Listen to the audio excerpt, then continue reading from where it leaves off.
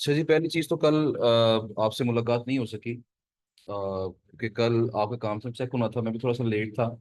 आज ही बस मीटिंग थी तो मीटिंग में थोड़ा सा लेट हो गया, वरना लेक्चर आपका इंशाल्लाह हम कोशिश करेंगे कि मैक्सिमम उसे 4 बजे स्टार्ट कर लिया करें, 4:05 तक, 4:10 तक स्टार्ट किया करेंगे। ये जो आपके इंटर्नशिप में लेक्चर्स होने हैं जिसमें ईमेल मार्केटिंग की बात करनी है हमने, और उसके बाद पहले हम बात करेंगे ऑथर अकाउंट्स ट्रेडिंग की, और उसके बाद हम बात करेंगे ईमेल मार्केटिंग। तो इन लेक्चर्स के अंदर ये होगा कि ये लेक्चर लेंथी नहीं होंगे, शॉर्ट होंगे। आधे घंटे का लेक्चर ऑलमोस्ट किया करेंगे, आधे पौने घंटे का लेक्चर हुआ करेगा, क्वेश्चन आंसर हो जाया करेंगे। लेकिन इसमें जो काम आपको करवाया जाएगा ना, कोशिश करनी है कि वो साथ साथ करें। क्योंकि मसला आप यहाँ पे ये है कि इंटर्नशिप में अब जो लेक्चर आपके होंगे, पहले तो ये था कि चले जो मसला काम रह गया, एक हफ्ते का गैप मिल गया आपको, फिर उसमें मुकम्मल कर लिया आपने। अब ये है कि अब इंटर्नशिप के बाद जब यहाँ चले जाएंगे आप, फिर बाकी काम आपसे नहीं हो पाएगा। जो काम आपने इस इंटर्नशिप में 1 माह में कर लिया ना, वो काम आपसे हो जाना है। उसके बाद काम करना आपके लिए मुश्किल हो जाएगा। और जो दोनों चीजें हैं, ऑथर अकाउंट्स ट्रेडिंग और इसके अलावा जो ईमेल मार्केटिंग है, दोनों इंपॉर्टेंट है। अगर इन्हें आप करें, ऑप्शनल है। जीबीओपी के साथ ये ऑप्शनल होती हैं। अगर आप ये करना चाहते हैं तो बड़ी अच्छी बात है। अगर नहीं करना चाहेंगे तो इसके बगैर भी काम चल जाए। लेकिन अगर आप ये कर लेंगे तो आपका काफी टाइम भी सेव होगा, एक स्किल भी आपके पास आ जाएगी, और आपका ये कह लें कि एफिशिएंसी जो है काफी ज्यादा इंप्रूव होगी इंशाल्लाह। तो अभी हम पहले बात कर लेते हैं ऑथर अकाउंट्स के हवाले से। हम बात का आगाज करते हैं। ऑथर अकाउंट्स क्या होते हैं, इस पे थोड़ी सी बात हमारी ऑलरेडी आई थिंक सो हुई थी क्लास के दौरान। हुई थी कि नहीं हुई थी? ऑथर अकाउंट से मुराद क्या है, अगर फर्ज करें किसी के जहन में ये अभी चीज नहीं आ रही, मैं शॉर्टली इसको रिपीट कर देता हूँ, फिर हम इसकी तरफ आगे बढ़ेंगे कि हमने क्या करना।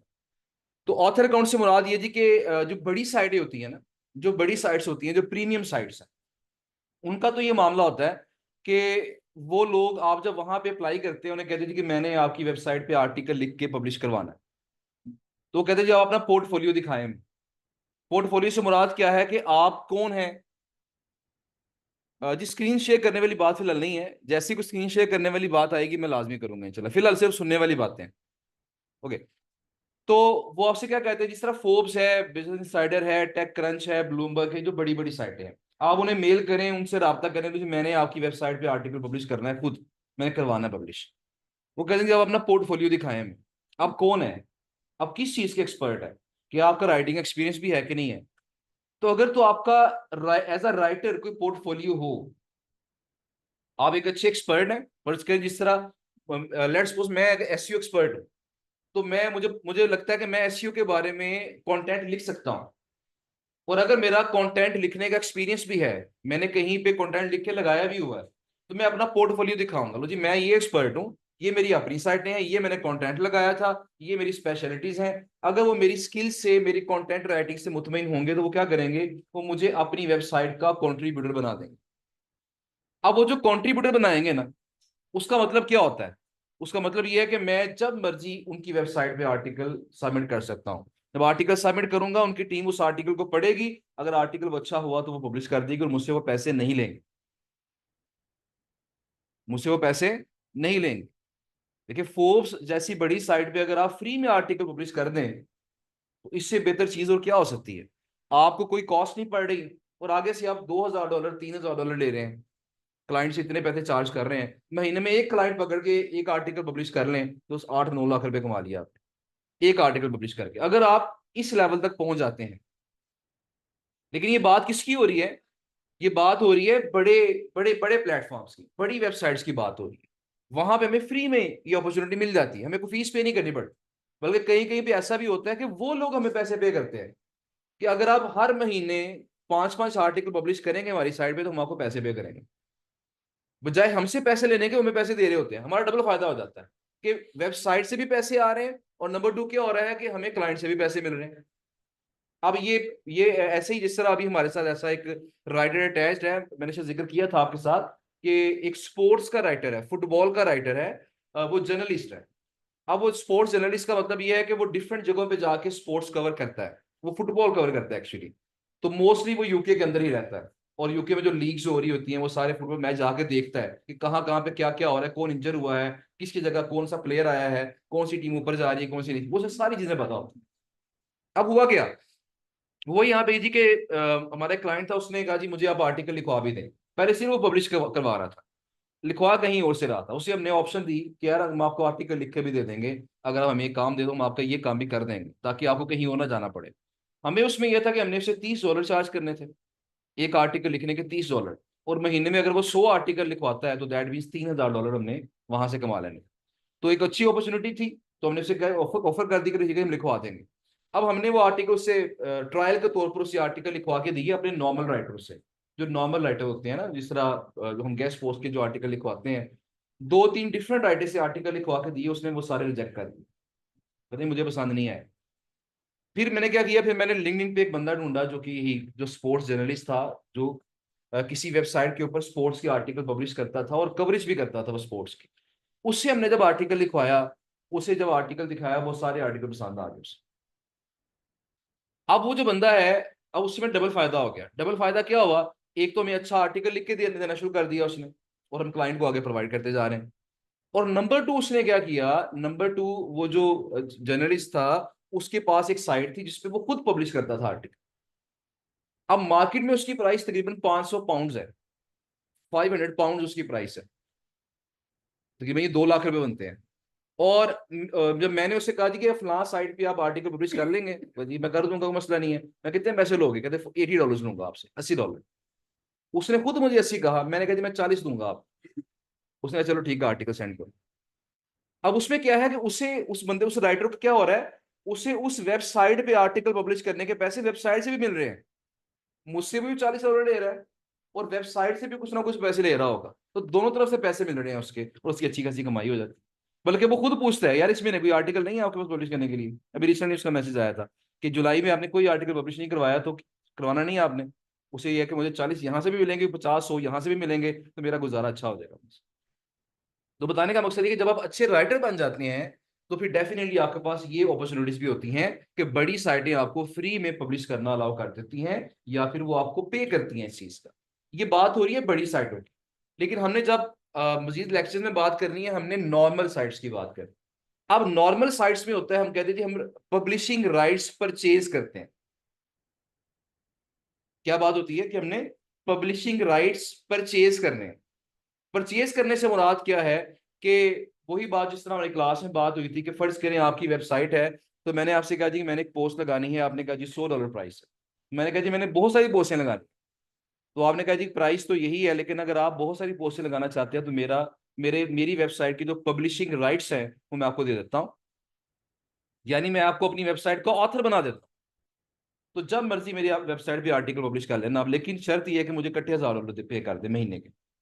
महीने के $1000 दें, और एक महीने में जितने मर्जी आर्टिकल लगाए, कोई मसला नहीं।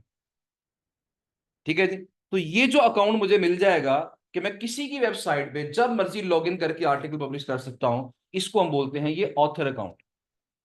इस ऑथर अकाउंट का हमें फायदा क्या हुआ, कि हमें किसी किसी से कहना नहीं पड़ता मेरा ये आर्टिकल पब्लिश कर दो, हम खुद पब्लिश करते हैं, प्राइस भी कम हो जाती है। और नंबर टू, उस एडमन को फायदा क्या मिलता है, एडमन को फायदा ये मिलता है कि जो एडमन है उसे इकट्ठे पैसे कुछ ना कुछ मिल जाते हैं, कुछ ना कुछ काम कर लेता है उस। अब यहाँ एक चीज जो समझने वाली है वो ये है कि ये जो अकाउंट्स हैं ये दो तरह के होते हैं। क्योंकि आज हमने कुछ बेसिक बातें करनी है, और मैंने एक छोटा सा टास्क आपको देना है जो कि मैं हर क्लास में दिया करता हूँ, और ज्यादा हम लंबी चौड़ी बातें नहीं करेंगे आज के लेक्चर में। दो तरह के अकाउंट्स होते हैं, एक होता है जिसे हम कहते हैं ऑथर अकाउंट, और दूसरा होता है कॉन्ट्रीब्यूटर अकाउंट। अब दोनों अकाउंट्स के अंदर जो डिफरेंस है वो सबको समझ आना चाहिए, क्योंकि जब हमने आगे चलना है तो पता होना चाहिए कि जिस बंदे से हम अकाउंट बाय कर रहे हैं, परचेज कर रहे हैं, कि आया कि वो हमें ऑथर अकाउंट दे रहा है या हमें कॉन्ट्रीब्यूटर अकाउंट दे रहा है, दोनों के रेट में फर्क होता है। अब दोनों में क्या डिफरेंस है, दोनों के राइट्स में क्या डिफरेंस है, कि जो ऑथर अकाउंट होता है ना, अगर फर्ज करें आपने मुझे अपनी साइट का ऑथर बना दिया, इसका मतलब यह है कि मैं जब मर्जी आपकी वेबसाइट पे आर्टिकल लिख के पब्लिश कर दूंगा और फौरन पब्लिश हो जाएगा, फौरन उसका लाइव लिंक मिल जाएगा मुझे, मैं क्लाइंट को सेंड कर दूं, मुझे किसी से पूछना नहीं पड़ा, किसी का इंतजार नहीं करना पड़ा।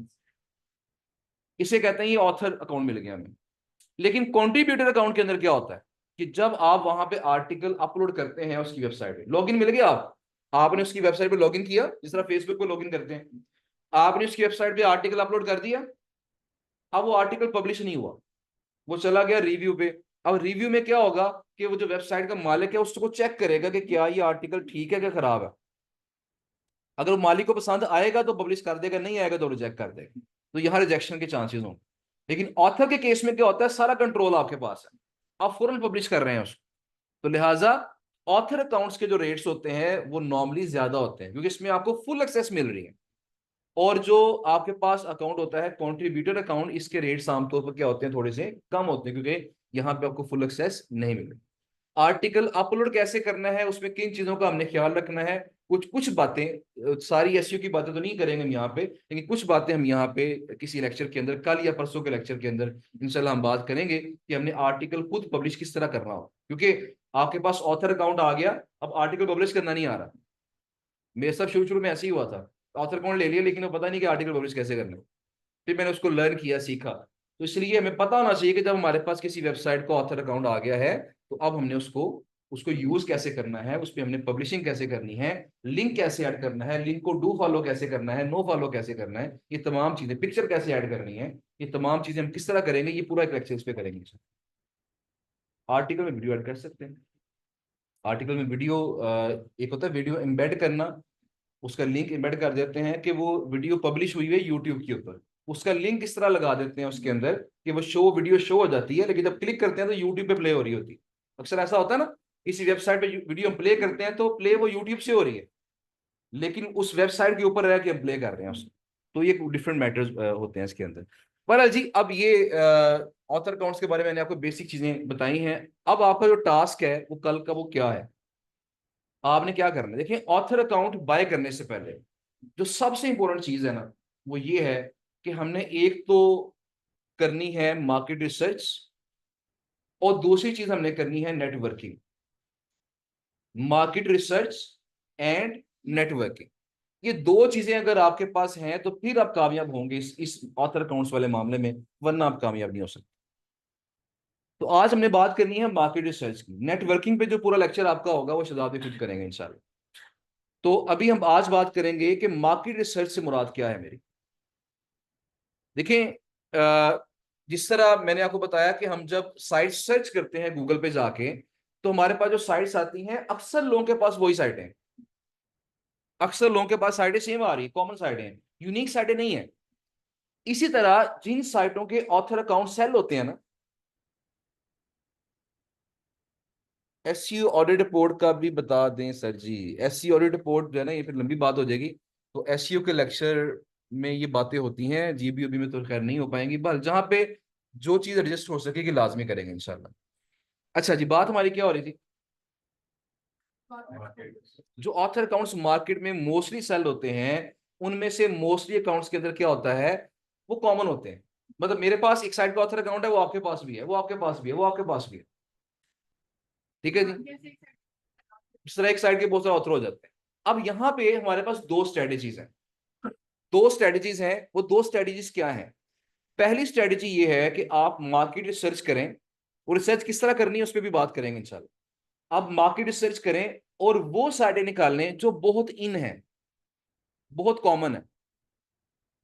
जिस तरह मार्केट में बहुत कॉमन साइट्स में techbullion.com है, वेंट्स मैगजीन है, इसके अलावा MSN.com है, टेक डफर है।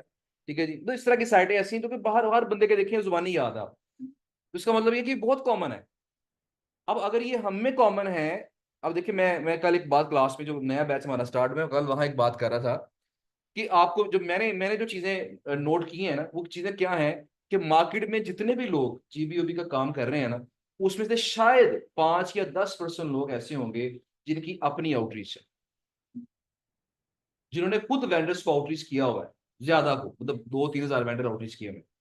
50-100 तो हर कोई कर लेता है ना, लेकिन लिस्ट देखेंगे उसमें 5,000 साइटें होंगी, 10,000 साइटें होंगी। अपनी आउटरीच कितनी है, 50, 100, 60, 70, 80, बात खत्म। वैसे आपकी कितनी आउटरीच है, मैं पूछना भूल ही गया आपसे। आप सर, वेंडर्स आउटरीच किया आपने, कितने हैं, 50 तक हैं। हाँ जी,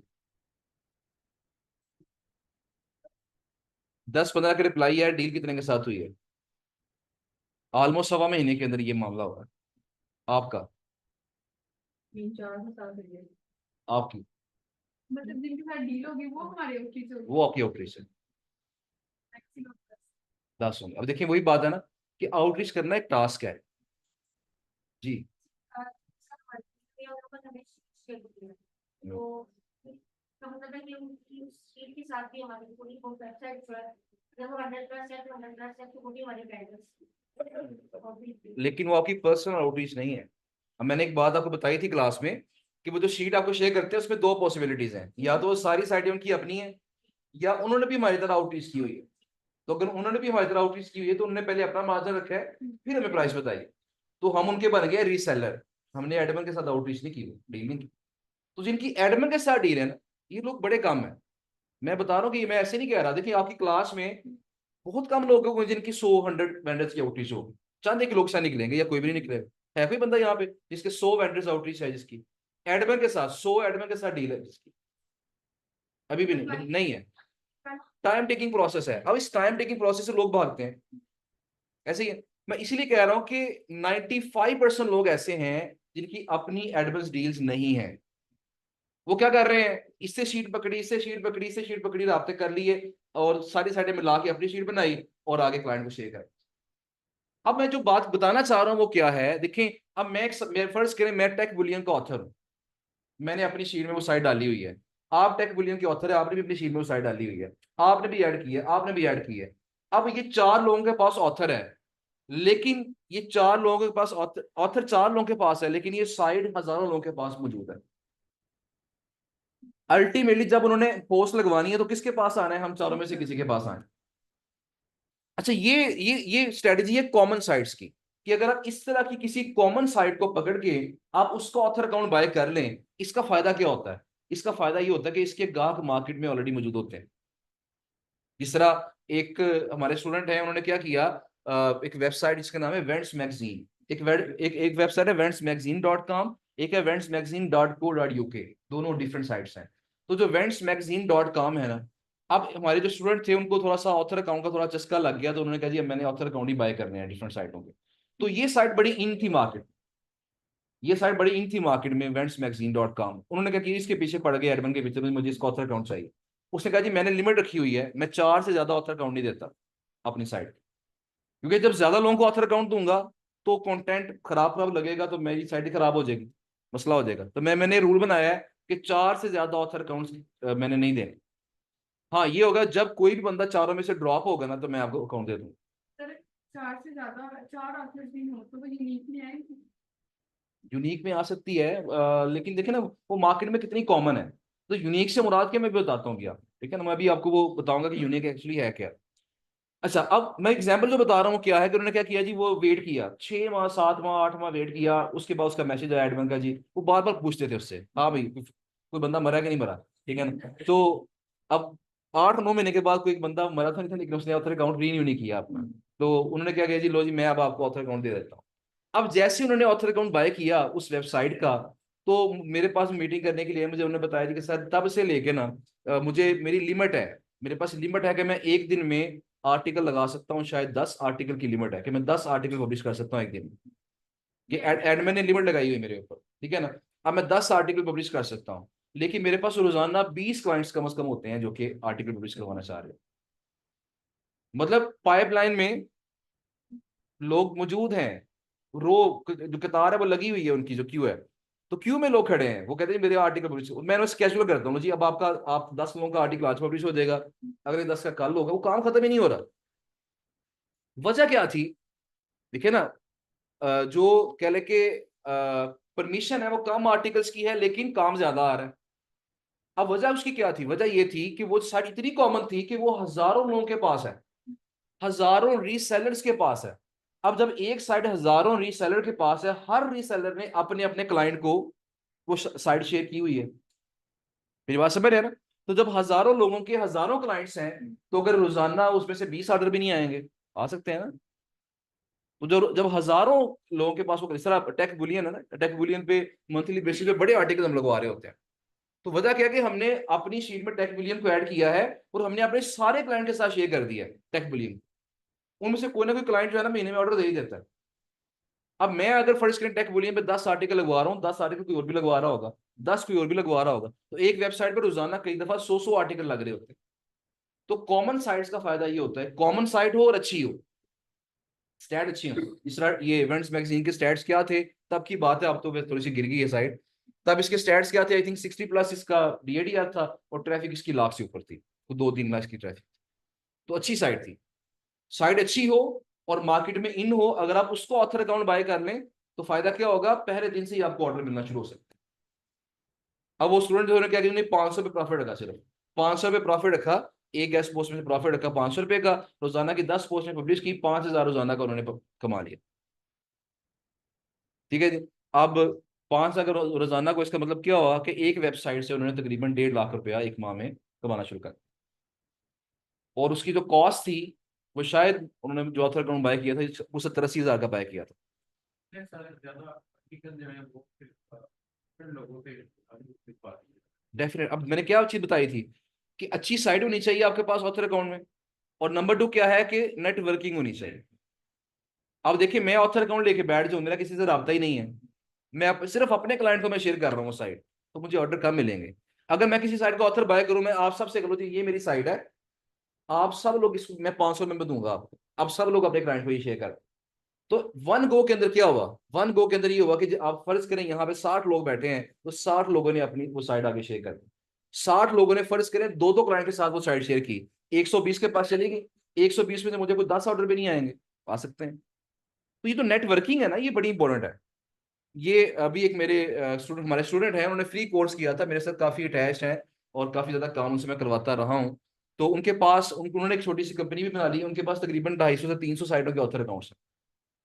उन्होंने इतनी साइटों के ऑथर अकाउंट्स बाय किए, उन्होंने अपनी साइट भी बनाना शुरू कर दी है। अब वो क्या कहते थे कि हमारा, वो कहते हैं हमारा फेसबुक ग्रुप है, और फेसबुक ग्रुप के अंदर हमने तकरीबन कोई 30,000+ लोग हैं जो हमने उसमें ऐड किए हुए हैं। वो 30,000 से ज्यादा लोग हमारे क्या हैं, वो हमारे रीसेलर्स हैं।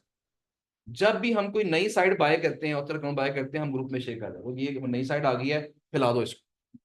वो 30,000 लोग, अगर हर बंदा दो दो लोगों के साथ वो शेयर करे, तो 60,000 लोगों के साथ वो साइट शेयर होगी पहले दिन ही, और पहले दिन ही आपको ऑर्डर आने के चांस बन गए।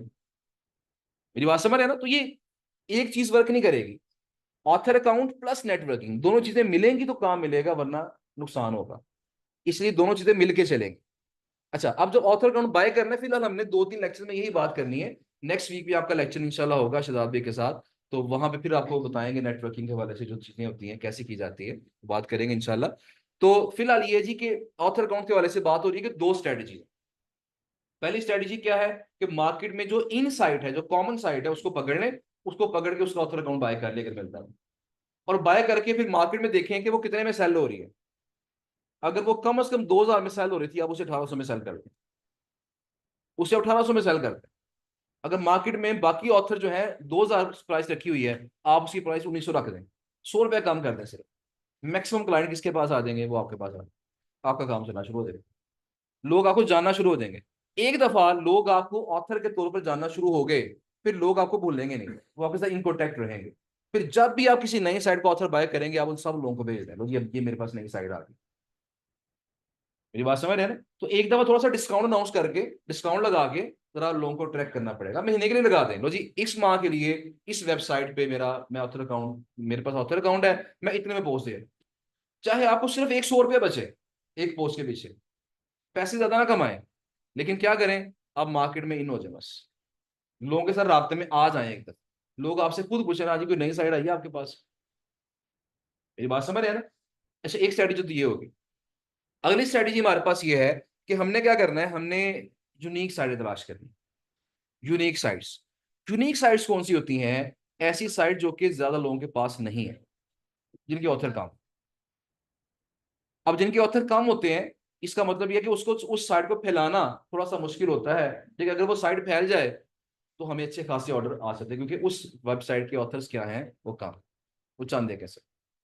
अब ये हम किस तरह मार्केट रिसर्च करेंगे, किस तरह करेंगे, ये कल आपने काम करके आना। आज हम कोई स्क्रीन शेयर नहीं कर रहे और कोई प्रैक्टिकल वर्क मैं नहीं कर रहा यहाँ पे, इसलिए मैं आपको टास्क दे रहा हूँ, आपने करना है। कल मुझे आपने रिपोर्ट देनी है कि हमने ये चीज की है और हमें ये चीज मिली है। आपने काम करना है कि आपके फेसबुक ग्रुप तो ज्वाइन किए हुए हैं डेफिनेटली, किसी ने 10 किए होंगे, किसी ने 20, किसी ने 50 कर लिए होंगे, 40+ कर लिए हैं। तो आपने क्या करना है जी, आपने सिंपली जितने ग्रुप ज्वाइन कर लिए हैं, आपने हर ग्रुप के अंदर एक पोस्ट करनी है। एक दिन में ना कीजिएगा, वरना अकाउंट ब्लॉक हो सकता है आपका। आज कोई 2-3 ग्रुप में कर लें, परसों 2-3 ग्रुप में कर लें, लेकिन चंद ग्रुप्स में ना पोस्ट कीजिएगा आज लास्ट। कुछ में आज कर लें, कुछ में कल आके कर लीजिएगा। मैं बताने लगा। वो पोस्ट आपने क्या करनी है जी, आपने कहना है जी कि मैं मुझे जो है लो बजट साइट चाहिए। ठीक है जी, मुझे लो बजट साइट चाहिए, मेरा जो बजट है वो अप टू 2000 पी की आ रहा है। तो ऑथर्स या एडमिन्स मुझसे रब्ता करें। आपने इस तरह की पोस्ट फेसबुक पे लगा दें। ठीक है जी। अब आपने डॉलर्स में नहीं कहना कि मेरा बजट $5 है, मेरा $10 है। आप जब पीकेआर में कहेंगे ना, तो पीकेआर में अक्सर एडमिन्स या ऑथर आपके पास आ जाए। अब क्या होगा, जब आप पोस्टें करेंगे ना, आप एक ग्रुप में पोस्ट की, आपने उस पोस्ट को आपको 10 लोगों ने देखा। अगर 10 में से 5 लोग थे जो ऑथर्स थे या एडमिन्स थे, वो अपनी साइडें आपके साथ शेयर करते हैं, अपनी अपनी लिस्टें आपके साथ शेयर करते हैं। आपने वो लिस्टें पकड़ लेनी है, अपने पास सेव कर लेनी। और फिर आपने क्या करना है, फिर आपने उन लिस्टों में से डाटा निकालना है और अपनी एक लिस्ट बना के उसमें ऐड करना शुरू करना है। मैं ये थोड़ा सा जरा बता देता हूँ क्या करना है आपने इसमें, या थोड़ी सी ये बात कर ही लेते हैं ताकि जरा आपको कंफ्यूजन ना रहे इसके अंदर। स्क्रीन हमारी शेयर हो चुकी है और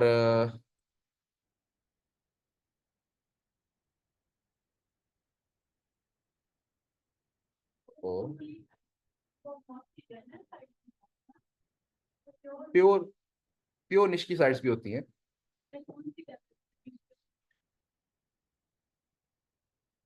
दोनों बेहतर होती है, लेकिन वो किस लिहाज से है मैं भी बताता हूँ उसके बारे में। फिलहाल जरा ये सब जरा हम देख लें पहले। तो जी आपने क्या किया, आप साइडें पकड़ी, आपके पास ये कॉलम है। अच्छा, मैंने आपको डुप्लीकेट रिमूव करना सिखा दिया था ना, डुप्लीकेट हाईलाइट करना भी सिखा दिया था, याद है ना आपको? मैंने लेक्चर इस पे, हमारा लास्ट लेक्चर आई थिंक हुआ था इसके ऊपर। ओके, तो यहाँ पे वो काम आएगा आपके। अब यहाँ देखिएगा हमने क्या किया, ये कॉलम है। हमने क्या किया जी, यहाँ पे फर्ज करें एक बंदे के पास 50 साइटें थी, मैंने 50 साइटें यहाँ डाल दी और आगे उस बंदे का नाम लिख दिया, लो जी इस बंदे के पास ये 50 साइटें हैं। यहाँ मतलब फर्ज करें बंदे का नाम है रिजवान, तो ये 22 साइटें हैं और किसके पास है, रिजवान रिजवान रिजवान रिजवान। तो एक यहाँ लिख के ड्रैग करेंगे तो सबके सामने रिजवान लिखा जाएगा। ठीक हो गया जी। अगले बंदे की लिस्ट खोल लें, जो साइड है उसके पास है उत्तर साइड है, पकड़ें कॉपी पेस्ट करें उसी कॉलम में, 22 यहां तक हो गई थी, इसी कॉलम में नीचे वो आप मजीद कॉपी पेस्ट कर दें और जिसके पास ये साइडें आ गए उसका नाम लिख दें। सही हो गया। इस तरीके से फर्ज करें कोई 20 लोगों ने आपके साथ साइडें लिस्टें शेयर की हैं, अब 20 लोगों की लिस्टें यहाँ पे डालें और उनकी साइडें यहाँ डाल के उनको एक कॉलम बना लें। एक कॉलम आ जाएगा साइड्स वाला, एक कॉलम आ जाएगा उस बंदे का जिसके पास वो साइड मौजूद। अब आपने क्या करना है, अब आपने यहाँ पे इसके अंदर वो जो डुप्लीकेट हाईलाइट करने वाला फॉर्मूला मैंने बताया था आपको, तरीका बताया था, उस वीडियो को दोबारा देखिएगा। और यहाँ आपने क्या करना है, कॉलम को सिलेक्ट करके डुप्लीकेट हाईलाइट कर, डुप्लीकेट हाईलाइट करें। अब जो साइडें एक से ज्यादा दफा होंगी, आप उन्हें चाहे काउंट कर लें, आप उन्हें चाहे क्या कर लें, काउंट कर लें कि ये वेबसाइट डुप्लीकेट होगी है। अब फर्ज करें, मैं एग्जांपल दे देता हूं आपको। मैं लेट्स सपोज हमारे पास ये है जी designsvalley.com। अब ये वेबसाइट जो है ना, फर्ज करें ये वेबसाइट आपके पास ये डुप्लीकेट है, ये मैं इतनी ज्यादा कर देता हूँ। लेट्स सपोज हमारे पास है जी gbobber.com। ठीक है जी। अब ये वाली भी मैं क्या कर देता हूँ, इसको भी ड्रैग करके यहाँ पे ये कर देता हूँ। अच्छा, अब देखना चाहते हैं आप कि ये डुप्लीकेट तो हो गई, ये हाईलाइट हो जाएगा कि ये वेबसाइट जो है ना पूरी लिस्ट में 2 दफा, कम से कम 2 दफा तो है ये डुप्लीकेट है। अब ये कितनी दफा मौजूद है, आप इसे कॉपी करेंगे, कॉपी करके यहाँ पे क्या करेंगे, Ctrl+F दबाएंगे और यहाँ पे इसको पेस्ट कर देंगे। उसने क्या बताया, 1/13, ये साइट 13 दफा मौजूद है। मेरी बात समझ रहे हैं ना? अब जो साइट जितनी ज्यादा दफा मौजूद होगी, इसका मतलब क्या है कि उतनी ज्यादा वो कॉमन है, उतनी ज्यादा वो कॉमन है। मेरी बात समझ रहे हैं ना? देखिए आपने 13 लोगों की लिस्ट यहाँ पे डाली, अगर फर्ज करें एक साइट 13 दफा शो हो रही है, इसका मतलब क्या कि हर बंदे के पास वो साइट मौजूद है, इतने नंबर पर उतने नंबर यहाँ पे शो हो जाएगी। तो यहाँ से उसकी कितनी वो कॉमन है। अब देखिए ये फर्ज करें जी बॉबर है, मैंने इसे कॉपी किया, कॉपी करके मैंने इसे जब यहाँ पे पेस्ट किया तो यहाँ मेरे पास क्या आ गया, 1/10, ये 10 लोगों के पास है। अब फर्ज करें यहाँ मैं करता हूँ जी hubflx.com, ये वेबसाइट है। और यहाँ पे मैंने क्या किया, मैंने इसको पकड़ा, पकड़ के जब मैंने इसको ड्रैग किया तो यहाँ पे देखिएगा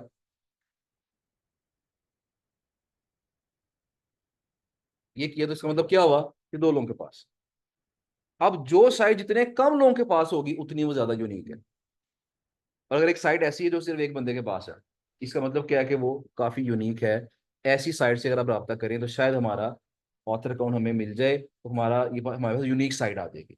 इस यूनिक साइट को अगर आप आई कॉपीफाई पे एडसे पे लो प्राइस में ऐड कर दें, क्योंकि जब आपके पास ऑथर है आप तो फ्री में पब्लिश करेंगे, आप वहां पे इन प्लेटफॉर्म्स के ऊपर कम से कम प्राइस में जाके पब्लिश करें।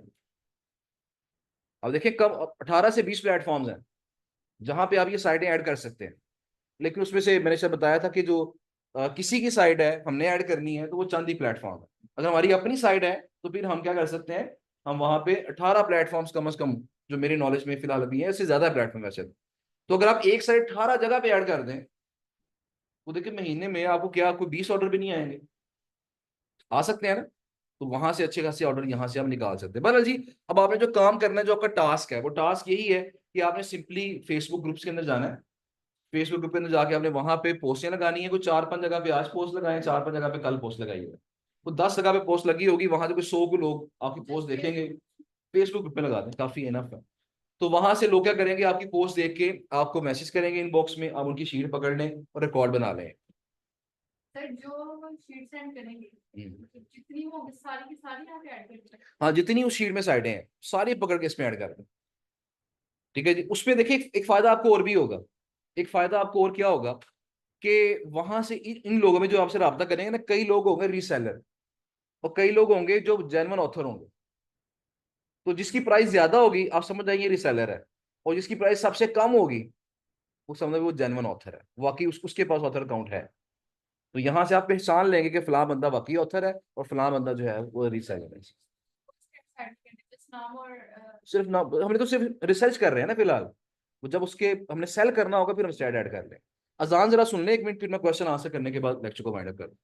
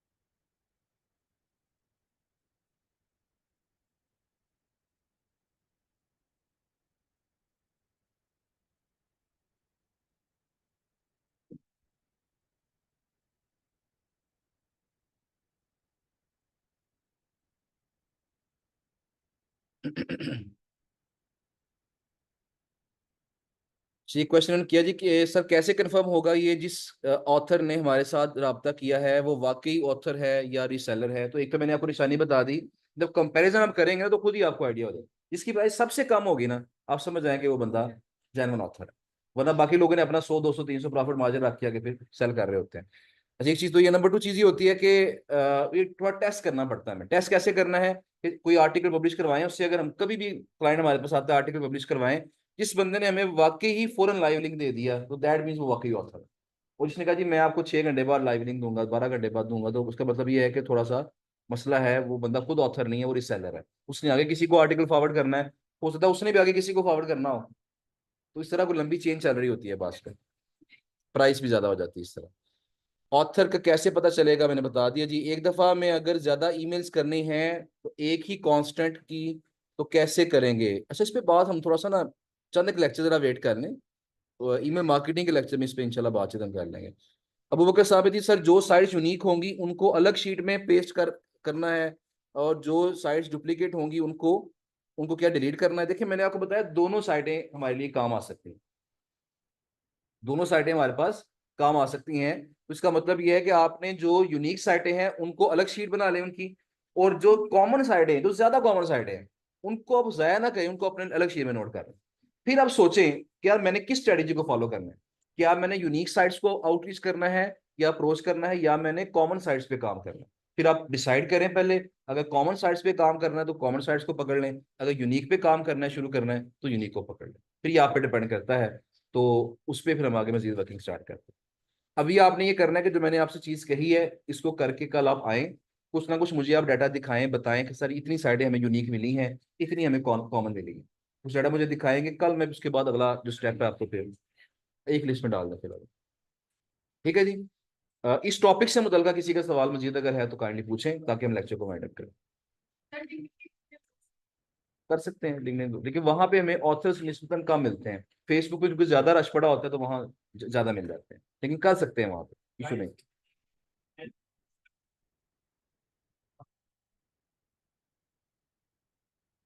प्राइस जो है वो हम कर सकते हैं, मतलब 500 to 1500 पी कर दें, 500 से 1500 पी का बजट है हमारा, इतना कह दें आप। ये 500 से 2000 बजट है हमारा, ये भी कह सकते हैं। क्या हुआ? मैंने को पहले भी कहा 2000 पी तक कह दें, वो ठीक है जी। इसके अलावा कोई सवाल इस टॉपिक से कंसर्निंग कोई सवाल है? ओके जी। नहीं जी, बाकी इंशाल्लाह कल बात दोबारा होगी आपसे, कल हम इससे यहीं से आगे कंटिन्यू करेंगे इंशाल्लाह। थैंक यू सो मच जी, आप सबका शुक्रिया। अल्लाह हाफिज़।